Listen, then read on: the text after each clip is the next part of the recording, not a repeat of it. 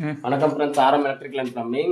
ஒரு வீட்டுக்கு இப்போ வயரிங் தான் பண்ணிகிட்ருக்கோம். சுவிட்ச் பாக்ஸ் ஃபிட்டிங் பண்ணுறது எப்படின்னு உங்களுக்கு சொல்ல போகிறேன். இது பாருங்கள், நமக்கு வந்து மொத்தம் 4 பாயிண்ட்டு தேவை. 4 பாயிண்ட்டுக்கு வந்து 4 சுவிட்ச் போட்டோம். ஒரு ஃபேன் டிம்மர் ஒன்று போட்டிருக்கோம். இதில் ஒரு இண்டிகேட்டர் ஒன்று எக்ஸ்ட்ரா ஆட் பண்ணியிருக்கோம். இந்த 2 சாக்கெட்டுக்கு 2 சுவிட்ச் ஒன்று கொடுத்துருக்கோம். இதில் எப்படி வயரிங் பண்ணோன்றதை காட்டுறோம் பாருங்கள். இது பார்த்தீங்கன்னா சர்க்கியூட் வந்து 2 ஒரே கலராக இருக்கிறதுனால பிளாக் வந்து நியூட்ரல் மார்க் பண்ணிக்கினேன். இது வந்து பார்த்தீங்கன்னா இதுவும் ப்ளூ வந்து இது வந்து ஃபேஸு. நமக்கு வந்து ஒயர் வந்து இந்த வீட்டுக்கு கம்மியாக தான் பிடிக்கிறதுனால நம்ம ஒரே கையில் வாங்கிக்கணும், மார்க்கிங் பண்ணிக்கணும். இது வந்து பார்த்தீங்கன்னா எர்த்து பாருங்கள், எர்த்தில் கனெக்ட் பண்ணியிருக்கேன்.